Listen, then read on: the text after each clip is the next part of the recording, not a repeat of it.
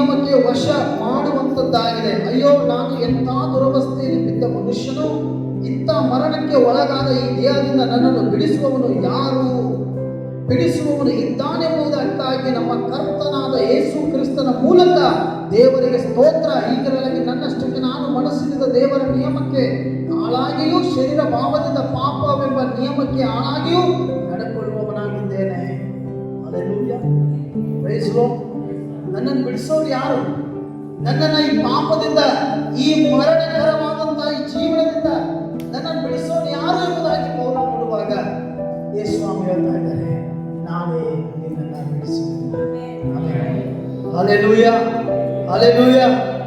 ಯಾವಾಗ ಪೌಲನ ಕಣ್ಣುಗಳು ಓದುವ, ಸೌಲನಾದವನ ಕಣ್ಣುಗಳು ಹೋದಾಗ ಅವನು ನಿಜವಾದ ಪೌಲನಾಗಿ ಮಾರ್ಪಾಡುತ್ತಾನೆ. ಆಮೆನ್.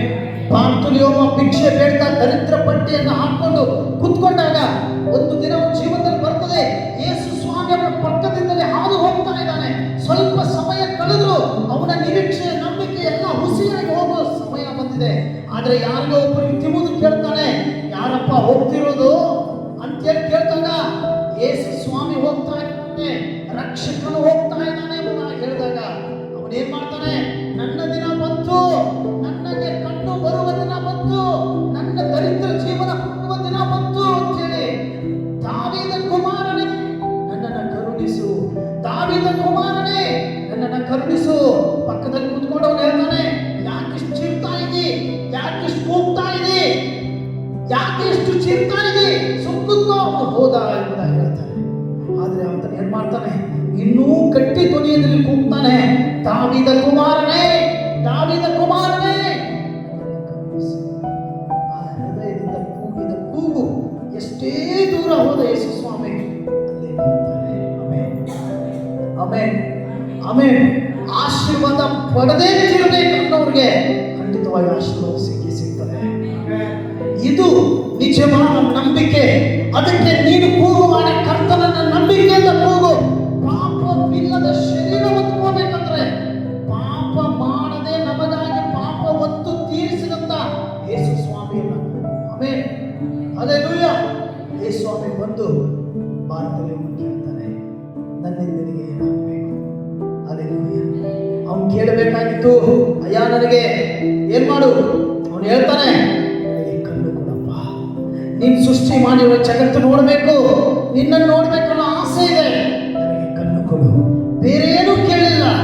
ಯಾವಾಗ ಅವನಿಗೆ ಕಣ್ಣು ಸಿಕ್ತೋ ಅರ್ಥ ಮಾಡ್ಕೊಳ್ಳಿ, ಅವನು ಯೇಸು ಸ್ವಾಮಿಯನ್ನು ಕೊಂಡಾಡಲಿಕ್ಕೆ ಪ್ರಾರಂಭ ಮಾಡ್ತಾನೆ. ನಿಜ ರಕ್ಷಕನನ್ನು ನಾನು ನೋಡಿದೆ ಎಂಬುದಾಗಿ ಹೇಳ್ತಾನೆ. Amen, hallelujah. ಇವತ್ತು ನಾನು ಹೇಳ್ತೇನೆ, ನಿಮ್ಮ ಒಳಗಡೆ ಇರುವ ಆತ್ಮಿಕ ಕಣ್ಣುಗಳು ತೆರೆಯಲ್ಪಡಬೇಕಾದ್ರೆ ಆ ಕರ್ತನ ಈ ದಿನ ಹೋಗ್ರಿ. ಯಾವಾಗ ನಿಮ್ಮ ಕಣ್ಣುಗಳು ತೆರೀತವೋ ನಿಮ್ಮ ರಹಸ್ಯಗಳನ್ನು ಅರಿತೀರಿ, ಪಾಪವಿಲ್ಲದವರಾಗಿರಿ. ಈ ಗಲಿಜುತನದ ಬದುಕು ಒಂದು ದಿನ ಬೆಂಕಿಗೆ ತಳ್ಳಲ್ಪಡುವ ತರ ಮಾಡ್ತದೆ. ಅವಿಶ್ವಾಸದ ಆತ್ಮ ನಿಮ್ಮನ್ನ ನಾಶದ ದಾರಿಗೆ ತಗೊಂಡು ಹೋಗ್ತದೆ. ಯಾರು ಸತ್ಯವೇದ ಓದ್ತೀರಿ, ಪಾಪ ಉಳ್ಳಂತ ವ್ಯಕ್ತಿಗೆ ನೋಡ್ರಿ, ನಾನು ಈಗಲೂ ಹೇಳ್ತಾ ಇದ್ದೇನೆ, ಇದನ್ನು ತಗೊಂಡೋಗಿ ಫಿಲ್ಟರ್ಗೆ ಹಾಕಿದ್ರೆ ಅದು ಶುದ್ಧೀಕರಣವಾದ ನೀರಾಗ್ತದೆ. ಗಮನದಲ್ಲಿಡ್ರಿ. ಆದ್ರೆ ಮನುಷ್ಯ ಅನ್ನುವಂತ ಪಾಪವನ್ನು ತಡ್ಕೋಬೇಕಂದ್ರೆ ಏನ್ ಮಾಡ್ಬೇಕು?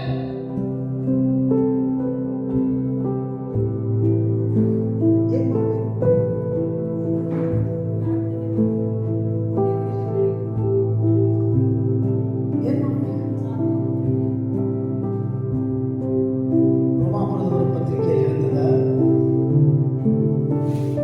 ಯೇಸು ಸ್ವಾಮಿ ನನ್ನ ಪಾಪಗಳಿಗಾಗಿ ಲೋಕಕ್ಕೆ ಬಂದು ಸತ್ತು ನನ್ನ ಪಾಪವನ್ನು ತೀರಿಸಿತು, ಅದರ ರಕ್ತದಿಂದ ನನ್ನ ಪಾಪ ಕ್ಷಮಿಸಲ್ಪಡ್ತದೆ ಅಂತೇಳಿ ನಾನು ಹೃದಯದಿಂದ ನಂಬಿದರೆ ನನಗೆ ರಕ್ಷಣೆ ಆಗ್ತದೆ. ಆಮೆನ್. ಅದಕ್ಕೆ ನಿನ್ನ ಪಾಪಗಳು ತೊಳೆಯಲ್ಪಡುವುದಕ್ಕಾಗಿ ಯೋಹಾನ ಎಲ್ಲರನ್ನು ಕರೆದು ಮುಂದೆ ಬರಲಿಕ್ಕಿರುವ ನಾಶದ ಗುಂಡಿಯಿಂದ ತಪ್ಪಿಸಿಕೊಳ್ಳುವುದಕ್ಕಾಗಿ ಈಗಲೇ ಬಂದು ದೀಕ್ಷಾಸ್ನಾನ ತಗೋರಿ. ದೀಕ್ಷಾಸ್ನಾನ ಯಾಕೆ ಗೊತ್ತಾ?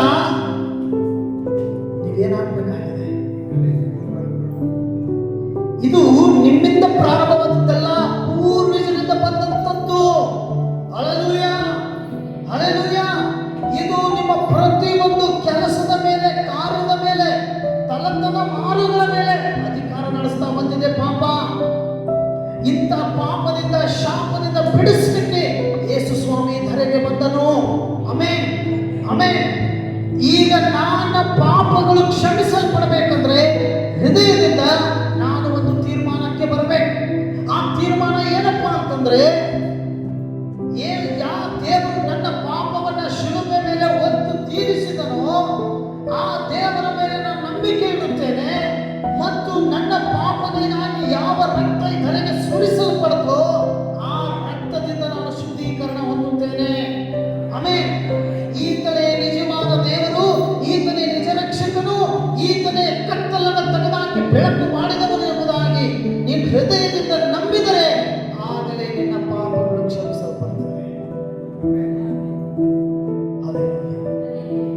ಈಗ ಇದನ್ನು ನಂಬಿ ಒಬ್ಬ ವ್ಯಕ್ತಿ ಬಂದು ದೀಕ್ಷಾಸ್ತ್ರ ತಗೊಂಡ ಅಂತ ಇಟ್ಕೋರಿ, ಅವನು ಮುಳುಗಿ ಮೇಲೆ ಬರುವಾಗ ಅವನ ಎಷ್ಟು ಅವನ ತಲೆಮಾರುಗಳಿಂದ ಬಂದಂಥ ಶಾಪಗಳು ಪಾಪಗಳು ಇತ್ತಲ್ಲೋ ಅದೆಲ್ಲ ಅವತ್ತೇ ಮಾಫಿ ಆಯಿತು.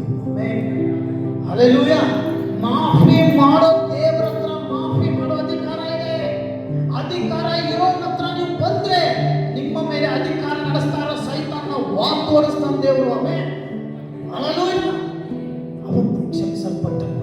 ಅವತ್ತೇನಾಗ್ತದೆ ಗೊತ್ತಾ, ಒಂದು ಬಿಳಿ ಬಟ್ಟೆಯನ್ನ ಏನ್ ಮಾಡ್ತಾರೆ ಸ್ವರ್ಗದೂತರು, ಹೀಗೆ ಬಿಳಿ ಬಟ್ಟೆಯನ್ನ ಆ ವ್ಯಕ್ತಿ ಮೇಲೆ ತಂದು ಹಾಕ್ತಾರೆ. Amen, hallelujah.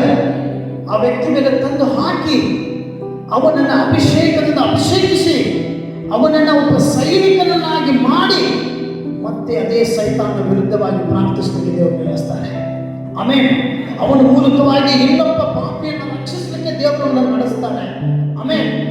ಈಗ ಇಲ್ಲೇನಾಗ್ತಾ ಇದೆ, ಚೆನ್ನಾಗಿರೋ ನಾನು ಬರ್ತಾ ಪ್ರೇಯರ್ ಕಡಿಮೆ ಮಾಡಿದೆ, ಚರ್ಚ್ಗೆ ಬರೋದು ಕಡಿಮೆ ಮಾಡಿದೆ, ಇನ್ನೊಬ್ಬರ ಸಹವಾಸ ದೋಷ ಹೆಚ್ಚಿಗೆ ಆಯಿತು, ಕುಟುಂಬ ಪ್ರಾರ್ಥನೆ ನಿಂತು ಹೋಯ್ತು. ಅರ್ಥ ಮಾಡ್ಕೊರಿ, ಬೆಳಗಿನ ಜಾವ ಮಾರ್ನಿಂಗ್ ಪ್ರೇಯರ್ ಸ್ಟಾಪ್ ಆಯಿತು, ಮನೆಯಲ್ಲಿ ಬರೀ ಜಗಳ, ಸಮಸ್ಯೆ, ಸಾಲ, ಚಿಂತೆ, ಪ್ರಾಬ್ಲಮ್. ಅವನನ್ನು ಅಭಿಷೇಕದಿಂದ ಅಭಿಷೇಕಿಸಿ ಅವನನ್ನು ಒಬ್ಬ ಸೈನಿಕನನ್ನಾಗಿ ಮಾಡಿ ಮತ್ತೆ ಅದೇ ಸೈತಾನನ ವಿರುದ್ಧವಾಗಿ ಪ್ರಾರ್ಥಿಸಲಿಕ್ಕೆ ದೇವರು ನಿಲ್ಲಿಸ್ತಾರೆ. ಆಮೆನ್. ಅವನ ಮೂಲಕವಾಗಿ ಇನ್ನೊಬ್ಬ ಪಾಪಿಯನ್ನು ರಕ್ಷಿಸಲಿಕ್ಕೆ ದೇವರನ್ನು ನಡೆಸ್ತಾರೆ. ಆಮೆನ್. ಈಗ ಇಲ್ಲೇನಾಗ್ತಾ ಇದೆ, ಚೆನ್ನಾಗಿರೋ ನಾನು ಬರ್ತಾ ಪ್ರೇಯರ್ ಕಡಿಮೆ ಮಾಡಿದೆ, ಚರ್ಚ್ಗೆ ಬರೋದು ಕಡಿಮೆ ಮಾಡಿದೆ, ಇನ್ನೊಬ್ಬರ ಸಹವಾಸ ದೋಷ ಹೆಚ್ಚಿಗೆ ಆಯಿತು, ಕುಟುಂಬ ಪ್ರಾರ್ಥನೆ ನಿಂತು ಹೋಯ್ತು. ಅರ್ಥ ಮಾಡ್ಕೊರಿ, ಬೆಳಗಿನ ಜಾವ ಮಾರ್ನಿಂಗ್ ಪ್ರೇಯರ್ ಸ್ಟಾಪ್ ಆಯಿತು, ಮನೆಯಲ್ಲಿ ಬರೀ ಜಗಳ, ಸಮಸ್ಯೆ, ಸಾಲ, ಚಿಂತೆ, ಪ್ರಾಬ್ಲಮ್. ಒಂದು ಬಿಳಿ ಬಟ್ಟೆ ಮೇಲೆ ಒಂದು ಕಲೆ ಬಿದ್ದರೆ ಆ ಇಡೀ ಬಟ್ಟೆಗೆ ಅವಮಾನ. ಹಾಗಾದ್ರೆ ಈ ಶರೀರ, ಈ ಆತ್ಮ, ಈ ಪ್ರಾಣ ಪವಿತ್ರವಾಗಿ ಕೊನೆಯವರೆಗೂ ಕರ್ತನ ಮುಂದೆ ಹೋಗಿ ನಿಲ್ಲುವವರೆಗೂ ಕಾಪಾಡಿಕೊಳ್ಳಬೇಕಂದ್ರೆ ನಿಜವಾಗಿಯೂ ನಾವು ದೊಡ್ಡ ಯುದ್ಧ ಮಾಡಬೇಕಾಗಿದೆ. ಎಷ್ಟೋ ಜನ ಯುದ್ಧ ಮಾಡಕ್ಕಾಗದೆ ಶಸ್ತ್ರತ್ಯಾಗವನ್ನು ಮಾಡಿ ಮತ್ತೆ ಹೋಗಿ ಸೈತಾನಿಗೆ ದಾಸರಾದವರುಂಟು. ಹೇಳುವುದು ಸುಲಭ, ಅದಕ್ಕೆ ಸ್ವಾಮಿ ಹೇಳ್ತಾರೆ, ಎಲ್ಲ ಜನರು ಅಗಲವಾದ ದಾರಿಯಲ್ಲಿ ಹೋದ್ರು, ಸ್ವಲ್ಪ ಜನ ಮಾತ್ರ ನನ್ನ ದಾರಿಯಲ್ಲಿ ಬಂದ್ರು. ಆ ಸ್ವಲ್ಪ ಜನ ನೀವು ಆಗ್ತೀರಿ ಅಂತ ನಾನು ನಂಬ್ತಾ ಇದ್ದೇನೆ. ಬೇಸರ ಆಮೇಲೆ ಹೇಳಕ್ಕೆ